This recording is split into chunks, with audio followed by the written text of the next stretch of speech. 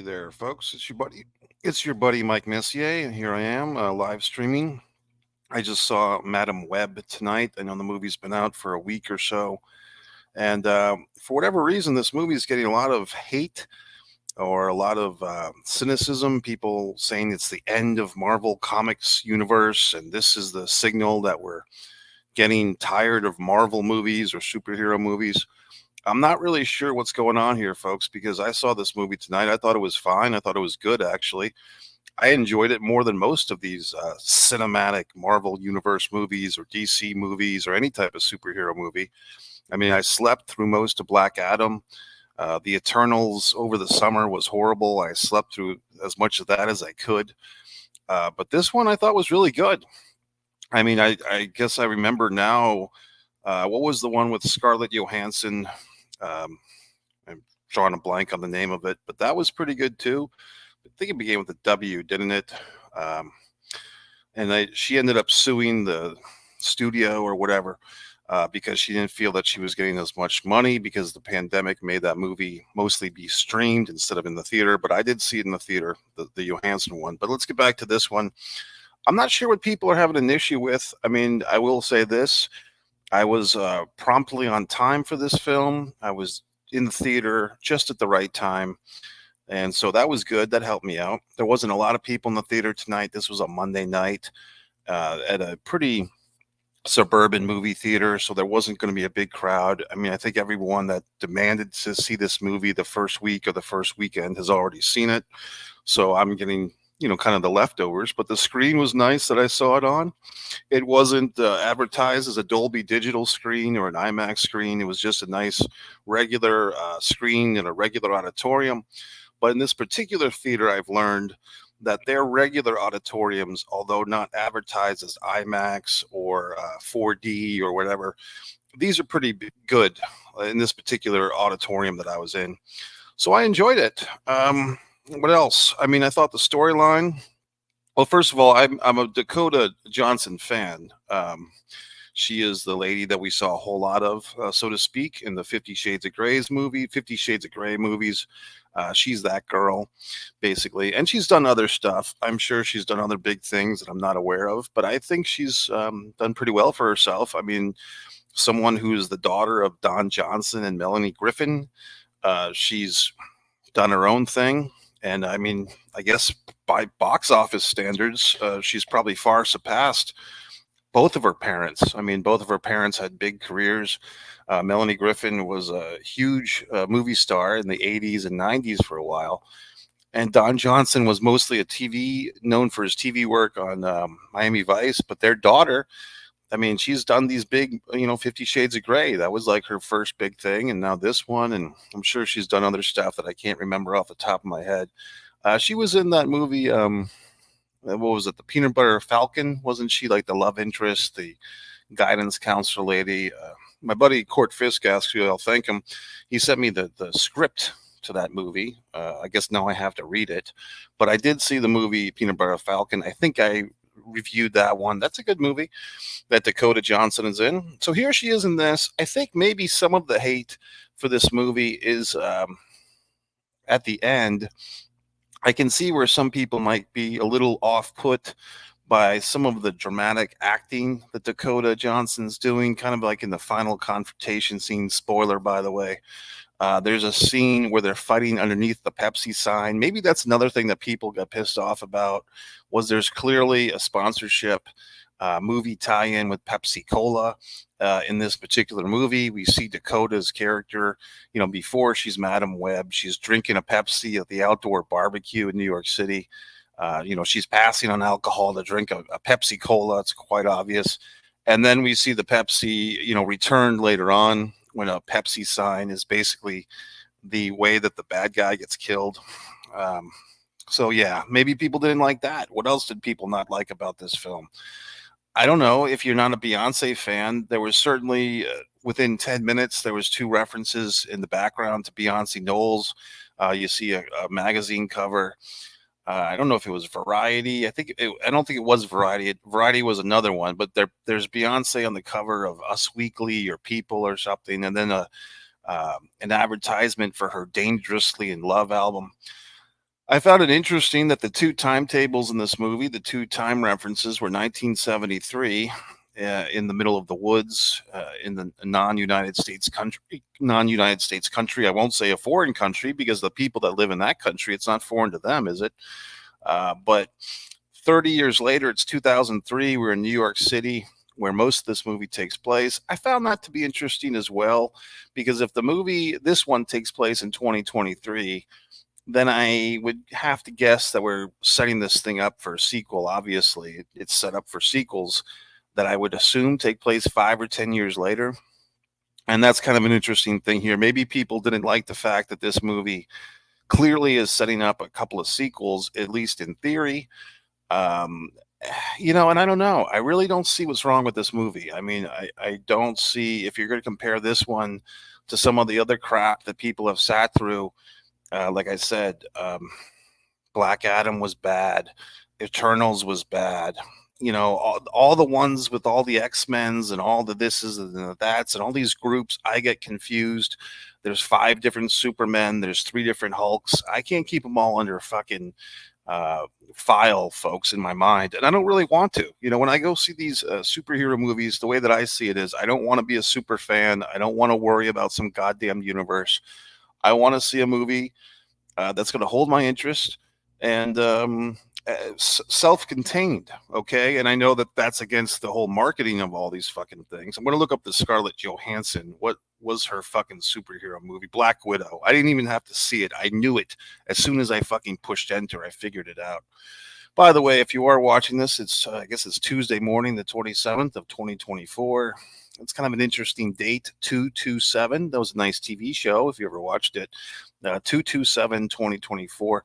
Maybe we'll make this International Marla Gibbs Day. How about that? It's 227. So whatever. I don't know if people do that. Is that a thing?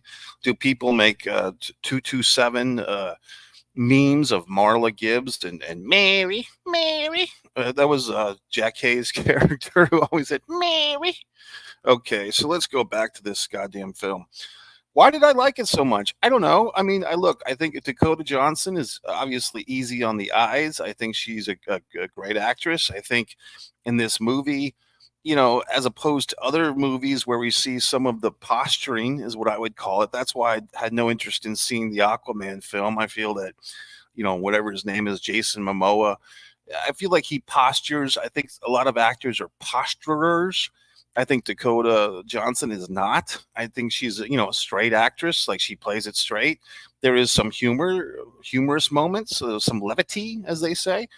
I did feel like the end of the movie, once again, after the big fight scene, where apparently she's blinded or she has these special glasses on, that got to be a little hokey. Like, she's suddenly, I mean, I guess she got paralyzed in the big fight at the end, and she's sitting in like this super jacked wheelchair type of thing, and she's kind of giving her little harem of witches uh, some forecasts for their future or whatnot, and she seems to be very happy that she's paralyzed and they're going to live her life vicariously. And so now she's like the pimp in the box.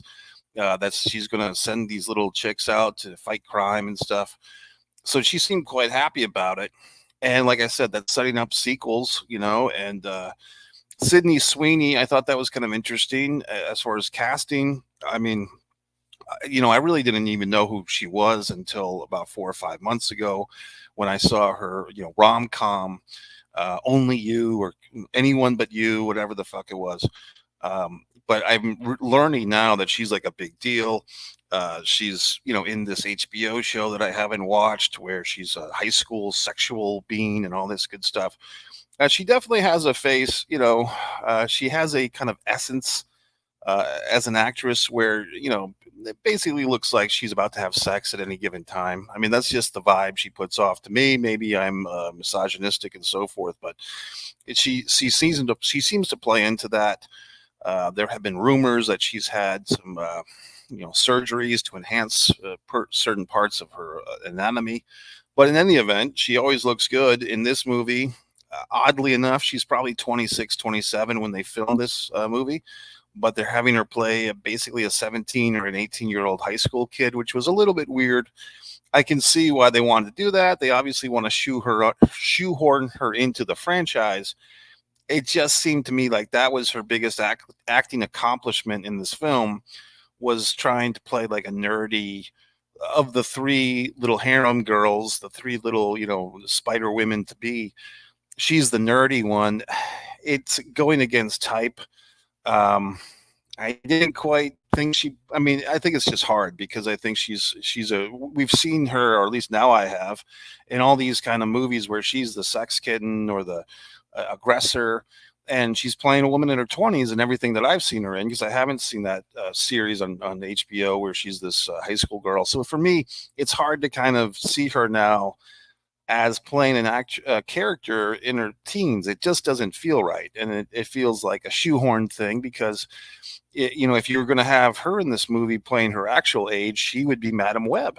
Uh, but they want the two big stars. They want both Sydney Sweeney and Dakota. So a Dakota probably is a legitimate 5 to 10 years older than her in real life, maybe even 15. I don't know how old these people are, but to me, it was just a deal where, okay, we'll go with it because Sydney Sweeney's a big star and they want to get her in this franchise, and that's what you do.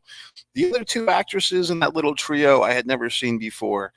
They were fine. They were good. Um, I guess if there are sequels to this movie, we'll be seeing more of them. I had no problem with either one of them. I guess we could say that we were spared of Rachel. What's her name? Rachel Zegler, the one with all the controversy about the Snow White. Is that her? Rachel something or other. See, I'm getting all these names now. I'm learning all these people that I don't give a shit about, so I can do these better reviews. But I mean, for my money, this film was fine. I thought it was good. I was entertained. I do not, once again, I don't know what people are bitching and complaining about. I have to start thinking that, is it just a matter of, who the marketing teams are that are putting out these notices? Who makes all these goddamn decisions if a movie's good or not? Same thing with Indiana Jones, like the Indiana Jones sequel last summer.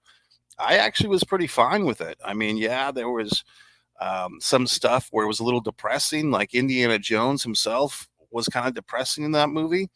But I thought overall the movie was good. And then I go, home and watch some YouTube reviews, and everyone's shitting all over it, telling me how horrible it is. And I'm like, okay, well, assholes, I kind of enjoyed it. Uh, let's talk about something else. I did see a movie last night, which I didn't do a Mike's Instant movie review. I felt kind of in an awkward position. I went to see this movie, Out of Darkness. This was on Sunday night. Looks like there's a critic or a friend here. Yo, Mikey, I want to see Imaginary. This is a horror film, bro, that's coming out soon. I think this is another one of those imaginary friend type of things. We did see, what was the movie with the doll, the female doll with the dance, Megan. So that was a big deal. I'm sure that Megan 2 will be out before we know it. And or did Megan 2 already come out? I can't even I can't get them all mixed up, but I think Megan 2 hasn't come out yet, but I'm sure it's going to be. And I'm thinking Imaginary will be good. And my buddy here, Michael AJ Norris, is also telling me that Labyrinth is having a re-release, and I have seen signs to that regard, buddy. And I will actually be. I guess I have somewhat of a big weekend this weekend because I'll be going. Not that this is not going to be a wrestling podcast, Michael, but I will be going to see an NXT live show, I believe, on Saturday night, and then Sunday is the big pay-per-view, right, for Sting's last match. So I'll have to figure out where I'm going to watch that. Hopefully a movie theater around here will have it on the big screen, and I'll go there. Hold on. I'm drinking this light orange juice. That's my new gimmick. It's half the sugar of traditional orange juice. What else, guys? Oh, the movie I saw last night, Out of Darkness. Basically, I get into the theater. It's a Sunday night. I'm predicting that I'm going to be the only person in the auditorium. I was wrong. There was a family of, shall we say, urban teenagers and maybe an older brother or two or a date or something, but basically a very chatty group. And the movie is not in English. It's subtitled, but it's not even a foreign language. It's like a made-up caveman language. And I have to say that I guess this is what I've been asking for, because I've been complaining in a couple of my Mike's Instant movie reviews of films that take place in different lands. For instance, Adam Driver was in some type of weird prehistoric kind of dinosaur movie in another universe thing last summer. And my complaint was, well, if he's in a different universe, how come he's speaking American English, circa 2023, and he's wearing what looks to be an LL Bean shirt? Like, so he happens to be in the other universe where they speak American English circa 2023, our time, and they wear LL Bean shirts on the beach. And then he chases around with dinosaurs. So I guess with this one, Out of Darkness, they have this made up language, and I have to give the credit to the actors. I mean, they pulled it off. I mean, I don't know if they actually had a script with these weird grunts and groans stuff. Um, let's check this out, buddy. Mikey, I bought a 4K Roaring 20s. Oh, so a new TV set. Roaring 20s first time viewed James Cagney and Humphrey Bogart in it. Say it, best gangster film of all time. Is that is the movie titled The Roaring 20s? Yeah, let me know if the movie is titled Roaring 20s, buddy, because I don't know. I'm not familiar with that title, and I didn't know that James Cagney and Humphrey Bogart, which I'm familiar with both of those guys. The African Queen film on the boat I saw on the big screen a year or two ago. Okay, man, I'll put this in the mix. I guess there's so much stuff, buddy, that I gotta watch. I remember that I have the Disney app, the Disney Plus app, and I've barely watched anything on it. So I know that the Mandalorian, which I hate that title, by the way, but I've heard good things about it. I'll have to watch that. Right now, I'm on a big kick with 90 Day Fiance. That's kind of my background show of choice. As far as wrestling tonight, buddy, I know that Monday Night Raw happened. I don't know. I didn't watch it. I was at the movies. So whatever happened with WWE, I'm sure that it's something that happened, but I just don't know what it is. Because, I made a point when I came home just now, like, let me do this Mike's Instant movie review first. I don't want my head polluted with all the outside influences. I'm sure that YouTube and Twitter and X and all this crap, there's something going on in the world that is going to make me stay up at night if I give a shit about it or not. So I just figured, let me do the Mike's Instant movie review. So the Out of Darkness thing last night, like I said, it was pretty awkward, to be honest with you, because back in the day, I probably would have told these people to shut the fuck up in the theater. But I just realized, like, look, people are going to the movies. That's good. I'm in the film industry. If these fine folks feel the need to chat and giggle and laugh and all this horse shit, let them do their thing. I really wasn't into this movie very much anyway, this Out of Darkness thing. Plus, I can't really have a complaint that they're, making me miss the dialogue, because the dialogue's not in English anyway. There was subtitled. Buddy, I've never seen this one. This is one of those movies, I think, I want to say 98, because I know it was after the Titanic film. And I'm very familiar with what you're talking about, because this is like a legendary story of the Man in the Iron Mask.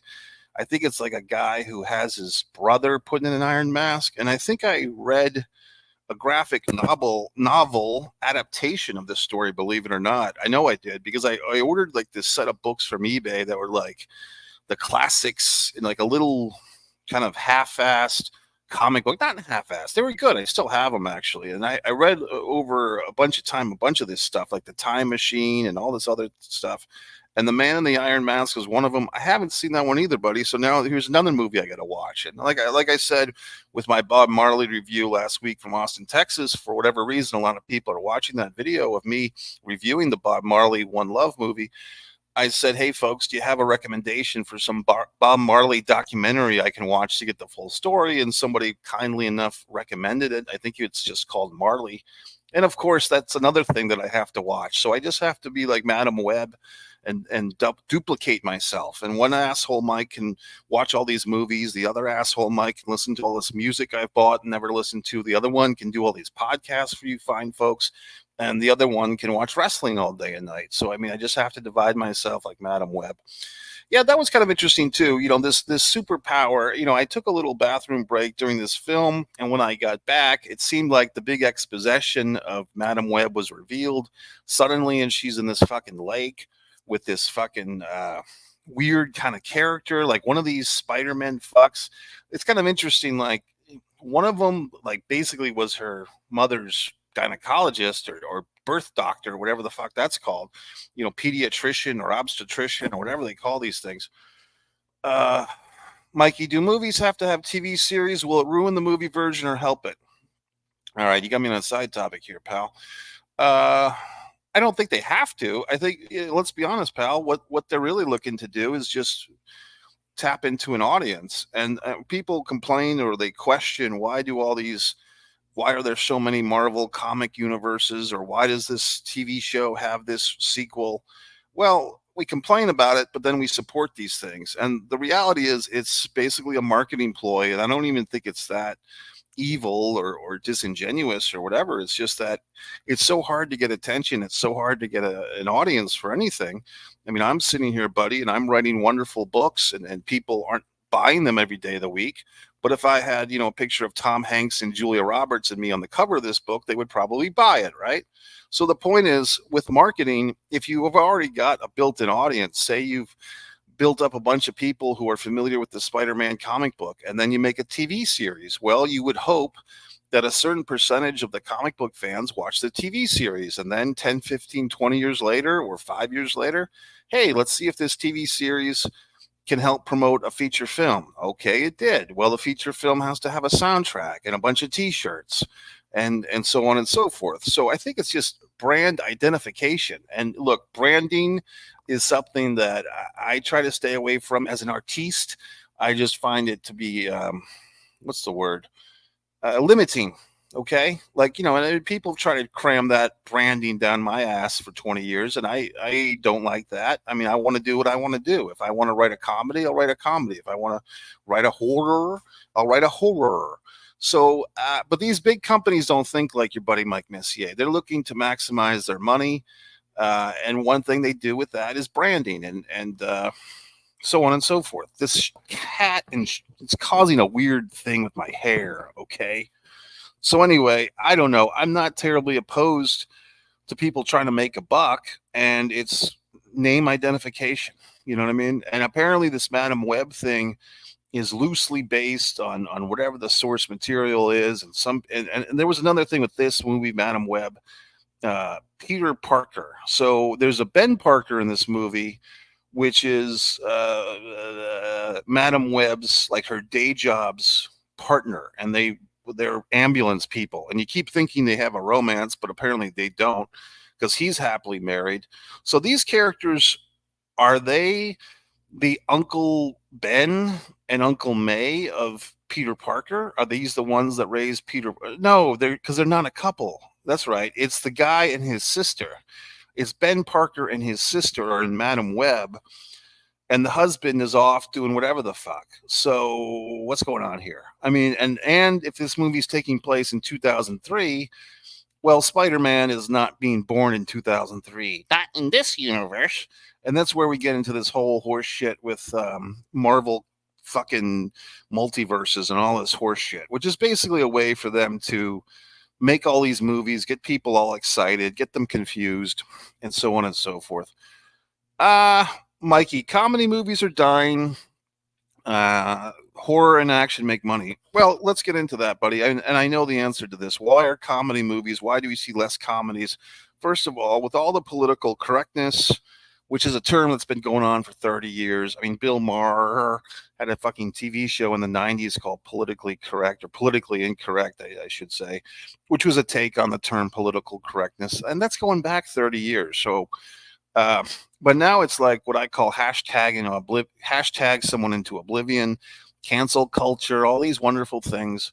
And so I think people are afraid to make comedies because, you can make some joke. And how do you have any jokes if you're not going to offend somebody or make fun of somebody? And I've done I've done a few stand-up comedy shows, a few open mics and so forth. And it's hard. I mean, if you're trying to make people laugh, we're all a bunch of assholes is what it comes down to. So if you're going to make people laugh, there has to be a butt of the joke. You know what I mean? I mean, otherwise, what the fuck? I mean, you could do G-rated comedy or PG-rated comedy, but that's typically not very funny. So I think even shows like, and it's wonder because sometimes, Mike, there are exceptions. Seinfeld is an exception. Curb Your Enthusiasm in modern times.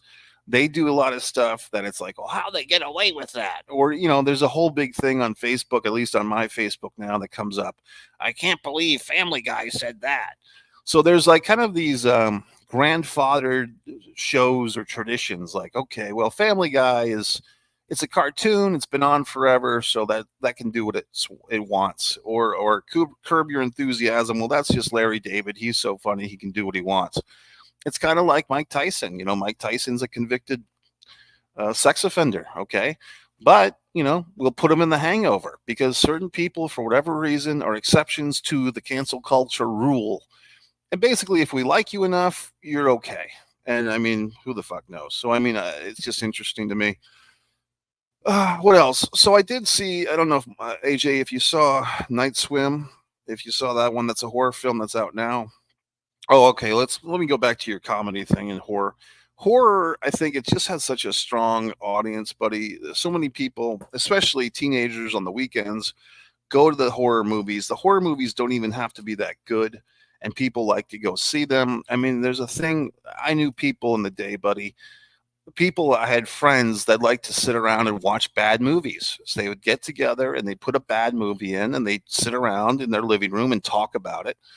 I don't like that. Like, if I'm going to put 2 hours into a movie or even 90 minutes, I want it to be somewhat good. So I'm not really someone that's going to sit there and watch the bad cinema just to make fun of it. Back in the day, Blockbuster Video used to have a section called La Bad Cinema, and it was just, there's a niche for that. I'm not particularly interested in it, but there's a lot of people that are, and that's why something. What's that movie? Hey Mark, that one that they're making fun of, the rehearsal or some such thing. That's like a cult favorite for that type of deal. Mikey, beat horror movie I have in my collection is The Hitchhiker, C. Thomas Howell, and Rutger Hauer. Rutger Hauer. Yeah, R.I.P. I think I have seen that one, buddy, but it's been so long. I do remember. I thought it was. Is it The Hitcher or The Hitchhiker? But I know what you're talking about. C. Thomas Howell. Here's an example. The movie Soul Man. I mean, Soul Man, I find to be a funny movie. But a lot of people find it offensive, and they find the very premise of Soul Man, starring C. Thomas Howell, to be offensive. Ray Dawn Chong is the romantic lead. That's the daughter of Tommy Chong from Cheech and Chong. You had some other really good actors in that movie. I'm trying to remember who the fuck they were. But C. Thomas Howell plays a kid who is from the rich side of the tracks, and then his parents give him an unexpected treat. They're going to allow him the honor of paying his own way through college, and I want to say it's Harvard that he goes to in Boston, which is basically known as a racist town. And despite everyone in Boston thinking that it's not a racist town, guess what? It is. So, I mean, C. Thomas Howell as Soul Man, he dyes his skin darker with all these. He takes an overdose of tanning pills. He dyes his hair really black. He puts like a Jerry curl into his hair, and suddenly he's African American in 1986. And this movie at the time was not very popular. It's not like this movie was a big happy hit in 1986 either, folks. It was kind of condemned at the time. Spike Lee, I think, even went on the Donahue show to condemn this film. I like it. What can I fucking tell you? I thought the movie had a good heart. It had a good message, and there's some comedy in there and some stereotypes that they kind of turn upside down and so forth. And shades of gray and shades of pink. I mean, there's just some funny stuff in that movie, but people crucify it. So what can I tell you? So basically, the reason why you can't make a good comedy these days, buddy, is because people don't share a sense of humor. You have all these different generations. I ended up talking to a Dunkin' Donuts cashier tonight who told me that she has 4 kids and they're all screwed up. They're all in their teens. And these kids that she has, this Dunkin' Donuts cashier person I talked to, she's telling me that the male children that she has in her home, they don't even enjoy living life. Like they just show up, and their attitude about everything is, well, I'm here. I don't want to kill myself, but maybe I do, so it's kind of depressing, buddy. And I asked her, look, do your kids want to drive cars? Because that's been a new thing, pal, where like teenagers are not looking to get their driver's license when they turn 16. Like back in my day, we used to get all excited if we were 15 and 8 months. We wanted to be at the fucking DMV that day. When we turned 16, you wanted to go to the DMV on your fucking birthday to get a license. And these people, these young children, I should say, for whatever reason, they're afraid to drive. And yeah, driving kind of sucks if you get into a car accident and die, but for the most part, it's pretty good. Here is a movie I like. Crap on it. Jennifer's Body, Megan Fox and Amanda Seyfried. It's a horror movie. It's the first movie starring Megan Fox. If you've never seen it, you know what, buddy? I don't think I have seen it, but maybe I have because I remember that this is a big deal movie. I can't remember it off the top. I know it's a kind of a dark thing. The Megan Fox character, I think she's the victim of, once again, an assault from a bunch of creepy dudes, and then she comes back and exacts revenge. I'm kind of not sure if I've seen it or not. I want to say that I haven't, but I'm familiar with it because I've read about it. How's that for a wavering answer? I definitely have or haven't seen it. How about that? But yeah, I'll put that on the list of all these things I have to do now, buddy, between watching season 9 of 90 Day Fiance. So, what did I think of this Out of Darkness thing? Getting back to that story, I thought it was okay. I mean, I kind of was dozing off. And like I said, I was trapped in this awkward situation. Here I am with these talking folks. Basically, like everyone in the theater, there's like 15 people in the theater, last night to see Out of Darkness. And I'm the only person that's not in their group that are all talking and chatting and giggling and laughing. And am I supposed to be the guy that tells these other assholes to shut up? No, I wasn't. I just went with it. And I didn't even want to leave my seat to use the facilities because I didn't want them to throw popcorn at me or say, hey, what are you offended that we're talking during the movie? So I just sat there and took one for the team. Okay. That's the type of person I am these days. I did go into Night Swim. I figured that the theater owed me a movie, quite honestly, last night. So I let myself into Night Swim, which I'd already seen. And I watched it for the second time. I think I liked it better the second time around because the second time I saw Night Swim, I did not feel that it was as goofy and weird as the first time I saw it. The first time I saw Night Swim, I was kind of like, hey, there's really no antagonist in this thing except the swimming pool is haunted. But looking back now and seeing Night Swim again, it is kind of a cool movie because like they basically personify a swimming pool into this evil kind of labyrinth of a land, and that the swimming pool demands, which basically the pool is on the sacred ground of some wishing lake or some such thing, and it's like the water demands a sacrifice in order for someone else to get well. So I thought it's kind of an interesting concept. I mean, it's bizarre, but that's why we watch movies, because we want to see weird shit. And so the poor father is the sacrificial lamb for this family. So I mean, I thought it was good. I thought Night Swim is a good movie. It's I don't know if they make a sequel out of that, but I mean, I thought that it shows how less valuable male lives are. Hashtag male lives matter. But the father, takes one for the team and so forth. Mikey, the Expendables 4 wasn't bad. Was it great? No, but I enjoyed it at the last one. Man, I didn't see that one. I didn't see Expendables 4, and here's why, pal. I've gone to see the first 3 Expendables. I think I've dozed off in all 3. Uh, I haven't really liked any of them. I keep going back, hoping that I'll like it. I think there's been moments where I liked it. I think the second one, I really liked Dolph Lundgren a lot in the second one, in the second Expendables, if that's the one I'm thinking of. Maybe it was the first.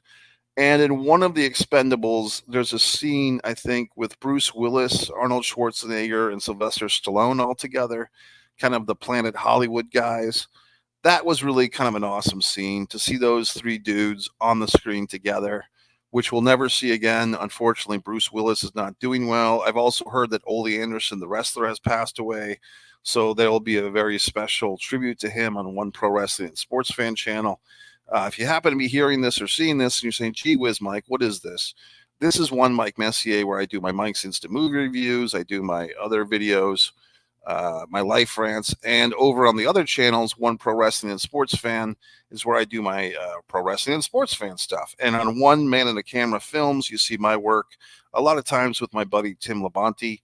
We have a bunch of films on there, and my TV show, Messier Mantra, has a wonderful stuff over there. Okay, good lord, I was on Amazon Prime Video or buy or rent movie Horror Hubcap. It's a sequel from Rubber, Good Lord, and Attack of the Killer Donuts. Are we that bored to watch films like these? That's funny, buddy. Hey, look, go over to One Man and a Camera Films. Watch Blood Sugar Sedase. Watch Disregard the Vampire Mike Messier documentary. Watch Messier Mantra. I've got basically 200 episodes of that thing over there. And One Man and a Camera Films, buddy. So I mean, there's so much better entertainment. I mean, I like I said, I forgot that I even had the fucking Disney app, the Disney Plus app. I'm maximizing my Max. Paramount I had for a while, but I just felt like I couldn't. There was just too much stuff, man. And that's why I'm not that concerned that I'm not seeing the weekly AEW Dynamites or the weekly Raws, because there's so much goddamn content out there. Content. Streaming. There's so much shit out there, buddy. I'm making my own stuff. I'm selling books. I'm writing wonderful novels for everyone to enjoy. So it's just time. I mean, if that's the next frontier, man, is like time multipliers. Like whoever comes up with that, where you can like create a vortex where you enter into a system or a universe where you can kind of like hang out and time doesn't progress. I mean, that would be huge, man. That would be big money. I'm just coming up with this now. But if we could invent a thing where you basically pause yourself from advancing in time, and you can just go around and like do whatever the fuck you want. You can put your TV, like you'd have to still have electricity and everything working, but you can put your TV on, or you can read a book, and you can basically pause your surroundings, and you can do something individually without. But the catch is you can't affect anybody else. Like you can't, like some of this, some of these videos that I've heard about, these adult website videos that I've heard about, you can't pause people and remove their clothes and throw them out in the street or anything. But what you can do is like read a book, nice things like that. Mikey, do you remember No Holds Barred with Hogan and Zeus? Did you like the film? I did. I mean, I don't love it. I think that one thing, I mean, I can say about No Holds Barred that I didn't like off the top of my head is the Dookie stuff. Like basically they're talking about, human excrement. I'm not a fan of bathroom humor. I mean, once in a while if it's really funny, but I think there's a scene where like Hogan's character of Rip, he's got some guy like, what's that smell? Dookie. It's like a really horrible, god awful scene. I think it's been memed. Um, but the rest of the movie, I think like the stuff with Stan Hansen at the beginning, where he's in the fight scene, and they got Zeus as kind of this pit fighter. Oddly enough, I mean, it's kind of like a predecessor to MMA. If you think about it, like Zeus is kind of coming from this pit fighter world, Kimbo Slice type of world. Then they manufacture this like shoot fight show around him, right? If I'm remembering this stuff. And then you got the WWF kind of parallel universe of Rip instead of Hulk Hogan, and he's fighting the unmasked masked superstar, or Bill Eadie of Demolition fame. And then you build up to like this intergender, or not intergender, but interpromotional battle between the pit fighter, like the street fighter, kind of the predecessor to MMA, and the wrestler. And we know what happens next. So I do like the movie to some extent, but I don't think it's a perfect or a great movie. I do think, was it Joan Severance is in that movie? She looks good in that. Mikey, favorite movie I can watch all time, Empire Records, and I never get tired of seeing this. I believe Liv Tyler is in that one, and there's a bunch of people in Empire Records. It's kind of an ensemble piece, kind of like a Dazed and Confused. I want to say 93, 94.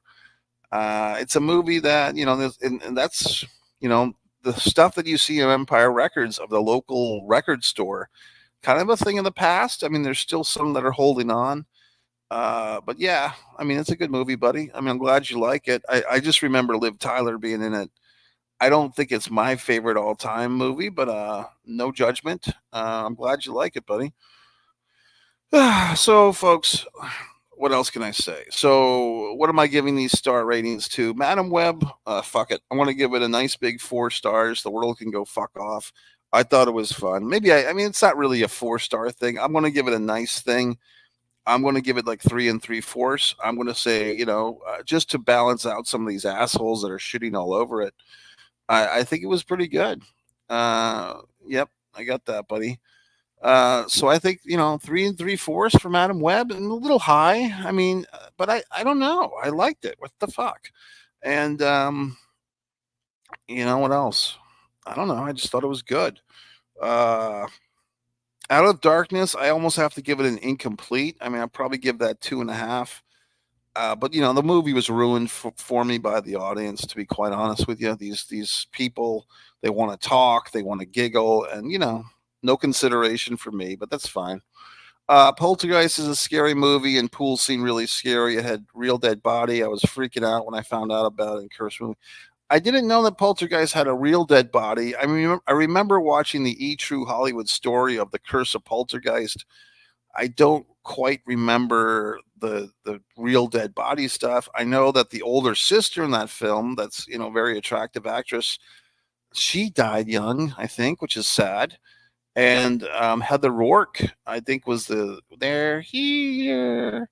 I think she died young. I think the Craig T. Nielsen played the father, right? And I think he's still alive, so I guess he survived the curse. And is it Joe Beth Williams that played the mother? Look, buddy, I'm not Googling. This is all up here. So I don't know. Was it Joe Beth Williams and fucking Craig T. Nielsen that played the parents? And I think the older sister died. I think the Heather Rourke, the youngest child, died. I mean, everybody dies eventually. I was talking to some person, and we were discussing the Clinton family, the Clinton couple, and how all their friends have died young. But somebody made a good point about that. Like, look, if you look at two people who know thousands of people, because it's the president and the first lady and the whatever the hell she was, the senator of New York, and then 25 years later, oh my God, all these people they knew are dead. Well, statistically, if you're the president of the United States and the first lady, you're going to know 100 times more people than the rest of us. You're shaking hands, you're meeting all these assholes. So yes, some of the stuff, the people that are associated with them, the Vince Fosters and so forth, they're dying in controversial ways. So that does raise your eyebrow. However, people always die. Right now, someone just died. Oh, are we going to stop what we're doing and have a goddamn tribute parade? I don't know. I mean, I hope when I die, buddy, enough people care that I get a T-shirt. I want my T-shirt. I want my face on a bunch of T-shirts the day after I'm dead. They get printed for like $20 a shot. Okay, buddy. So I think that's about it. Like I said, pal, if you're bored, go over to One Man and a Camera Films. Whoever's been watching this, I appreciate it. If you've made comments in live time on Twitter or Facebook or whatever the fuck, and you haven't seen your comment come up on the screen, it's probably because you have to click to the actual YouTube feed. And do me a favor while you're there, subscribe and like and all that horse shit that other people tell you to do. Um, but you have to come over to the live feed on YouTube to make the comment. Sometimes that's what works. We were talking about Marvel movie Incredible Hulk is cursed, never made a correct film on it. Both were not good. I might disagree. I think the first one, did the first Incredible Hulk movie had Edward Norton? I remember, buddy, that they came out within 2 or 3 years of each other. And I thought the first one, which I think was it Edward Norton and Jennifer Connelly? Now you're going to have to make me Google, buddy. I'm going to have to look this up because those two movies, I am concerned. Uh, who uh, who was in it? Because I remember. Okay, the Incredible Hulk movies in order are the Incredible Hulk 2008, but this is not. Uh, Jesus, there's all these rabbit holes we're down, pal. How to watch the Incredible uh, every Marvel Comic Universe appearance of Mark Ruffalo as Bruce Banner. Oh my God. 7 movies and 1 Disney Plus appearance. Okay, so that's Mark Ruffalo.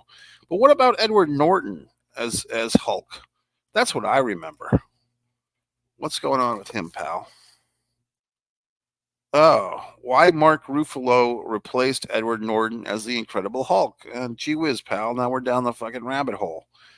Uh, Edward Norton as Bruce Banner in 2008's The Incredible Hulk, but was eventually replaced by Mark Ruffalo in The Avengers. Here's why. Oh my God. Uh, so Ruffalo replaced him in 2012's The Adventures.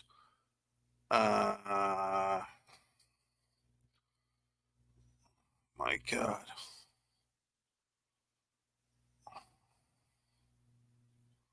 So why did Josh Whedon, I guess, was the director? Directed by Luis Leterrier, The Incredible Hulk wasn't as well received as its MCU predecessor, but considered an improvement from 2003's Hulk. So who was in the 2003 Hulk? Because I'm remembering that one. This is exciting. Who was in that one, buddy? 2003. So if it wasn't Edward Norton, if Norton and who am I thinking of? Stars Eric Banya, Jennifer Connelly. That's the one I'm thinking of. I'm thinking of the 2003 one, which is not even who I thought I was thinking of. That was the Jennifer Connelly one. Uh, Gee whiz. Eric Banya. That's like one of those names that I know that he's famous. I can never, like, if you said, well, place Eric Banya's face, what the fuck would he look like? I don't know what this guy looks like. You know what I mean? Eric Banya. What does that look like? I know what Jack Nicholson looks like. I know what Robert De Niro looks like. But if you're saying, well, gee whiz, Mike, what does Eric Banya look like? I don't fucking know. How would I know? You know what I mean? Oh, he looks like every other asshole in the world. This guy's a movie star? I think I saw this guy on a fucking podcast the other day, and he was talking about horse shit. Like he was talking about how his therapist told him something. And I'm like, okay, another actor talking about his therapist.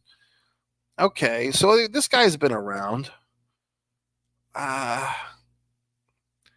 I mean, this guy's been in everything. Was this the guy that was he in this movie that I saw tonight? Was Eric Banya in what's the fucking movie I just saw? What's the movie I just saw, buddy? What's going on here?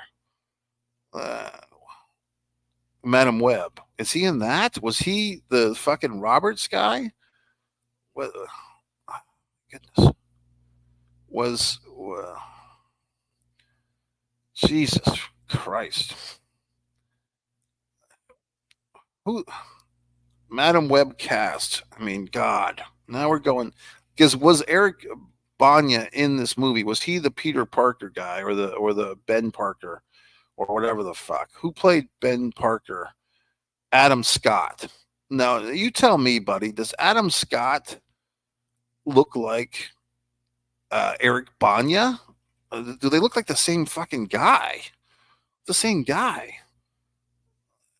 No, it's actors who look alike. IMDb. So Eric Banya and this Adam Scott individual, to me, look very similar. Am I wrong in saying that?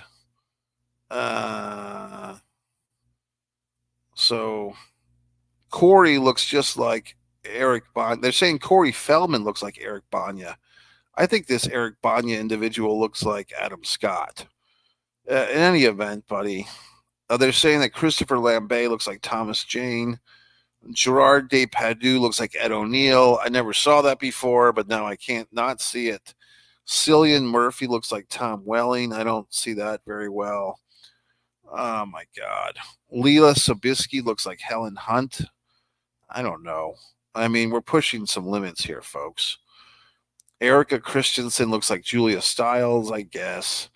John Kerry looks like Fiona Shaw. That's a woman. That's not very nice. George W. Books looks like Anthony LaPaglia. Yeah, he does. All right, I'll be here all night if I'm looking at this crap. Uh, okay, buddy, let's get back to the topic at hand. Eric Banya as the Incredible Hulk. So I didn't even know that this Eric Banya guy played the Incredible Hulk. Uh, let's look at Eric Banya's fucking films. Now that we're on this Eric Banya fucking whatever the fuck. Uh, Munich. Yeah, I saw Munich. Okay. Black Hawk Down. The Time Traveler's Wife. I don't think I saw that. Maybe I did see that. I don't know. This is very disturbing, buddy. Hannah. Did I see Hannah? 2011. I don't think I saw that. Maybe I did. Star Trek. Didn't see. I don't think I saw that. Hulk. This is very. The other Bolian girl. My God. Finding Nemo. Well, I've been on the Finding Nemo ride. The Castle. Jesus, how many movies has this guy been in? King Arthur, Romulus. Boy. Yeah, thanks for asking another question, buddy. Because I don't. This Eric Banya thing is disturbing me. I don't even know what this guy looks like. Yet I've seen him in 1,000 fucking movies. Mikey, did you like Quiet Place this summer? We get day one prequel, then part three next year.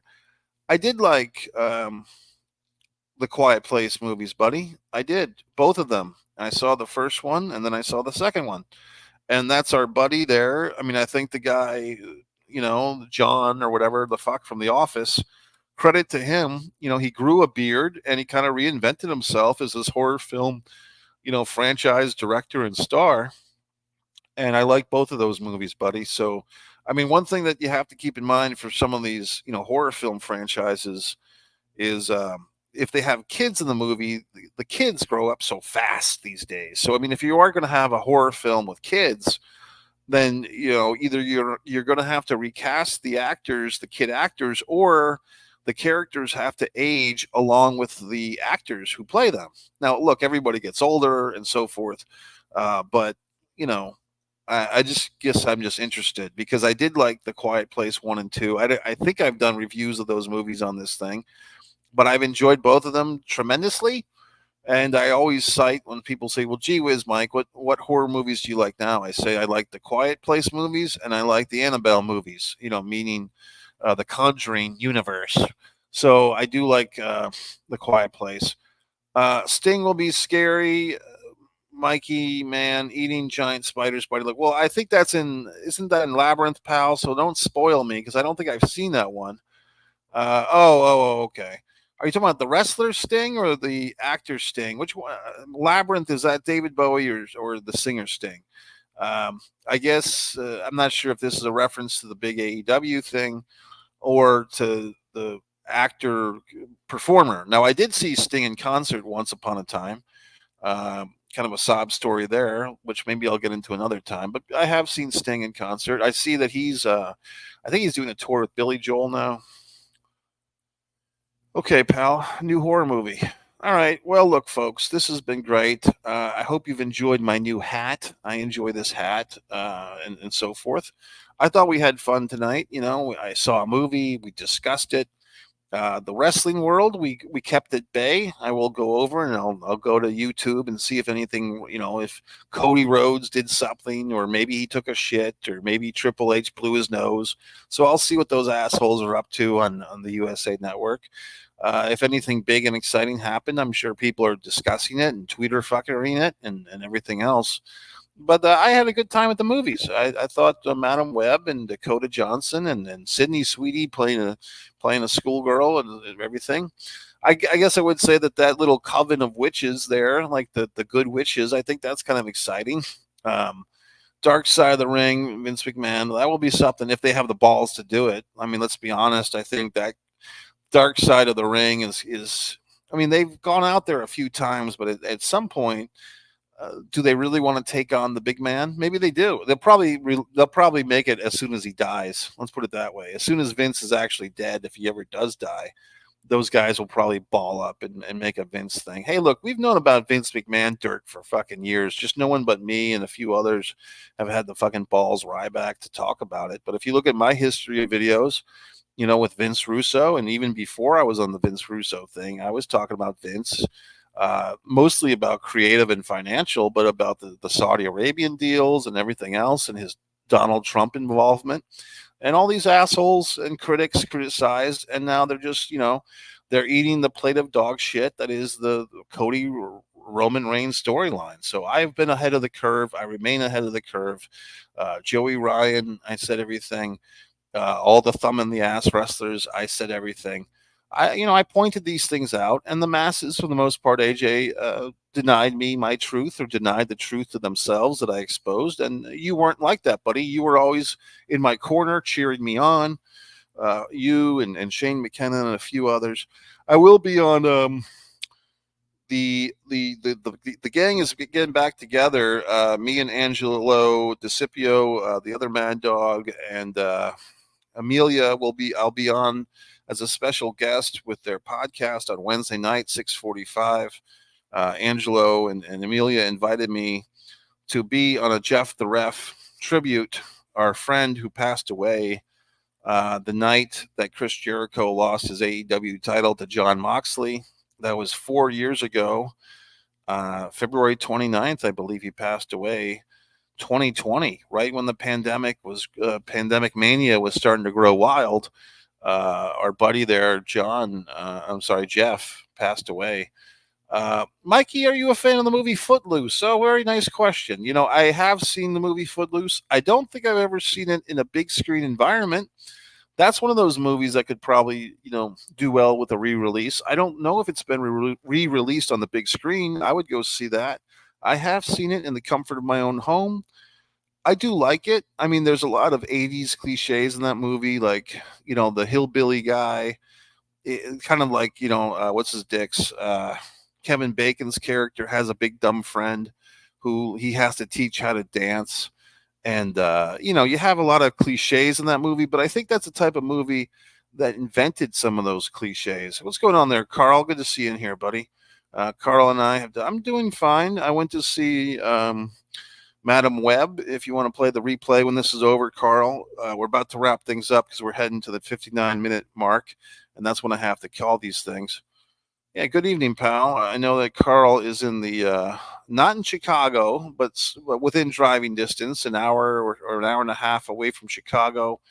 Carl, of course, is known for attending WrestleMania 22. One of my favorite WrestleManias, I think, just Triple H, John Cena, and Carl and I actually discussed that video or that show here on actually not on this channel, Carl, on One Pro Wrestling and Sports Fan channel. Carl and I also did a bunch of reviews of movies and so forth, and Carl had a list of some of his favorite. I think we did martial arts movies and horror movies. Brightburn is a good film, deserved a sequel. I don't think I've seen Brightburn either, buddy. I know that there's something going on Amazon Prime now, Sunburn or something that's kind of controversial. Some people like it, some people don't. Saltburn. It looked too much like other movies that I'd already seen, so I didn't go see it in the theater. But very interesting, very interesting. Yes, if you're interested in hearing about my take on the Elimination Chamber, I did have that video. Me and Gonzo did that a few nights ago over on One Pro Wrestling Sports Fan channel. Superman horror movie, is that happening? Are they making a horror movie with Superman? Like, is Superman the villain? Is he like the Frankenstein? I mean, I think that would be kind of interesting. I guess there's something going on with Mickey Mouse that he's entered the public domain, or to an extent or so forth. So, I mean, that type of stuff is interesting. Like, there's these iconic things, Superman, Marilyn Monroe, and so forth. Brightburn, look it up. Jesus, all these things I have to do. I mean, I'm still getting over the Eric Banya thing. Brightburn, what's going on with that? Okay, it's one word. Stars Elizabeth Banks. It's 2019. A young boy of extraterrestrial origin reared on Earth who discovers his superpowers using them in dark. Well, that sounds pretty interesting. Brightburn. Okay, very good, buddy. Very good. Like I said, the Hoopla is another app that, well, people are spoiling it, of course. I mean, I'm trying to fucking potentially watch this movie. Well, buddy, why don't you leave a comment here for your list of new two? Leave a comment when I wrap things up, Carl, because I have to wrap this up in the 59 minutes so I can replay the stream. But Carl, when I get off the air here, buddy, just list them in the comment section of this video, and then I'll get back to you and we'll set something up for a YouTube video. All right, Michael, AJ, Carl, everyone else, thanks for watching. Feel free to copy and share this URL, MikeMessier.com. Mike Messier, goodbye.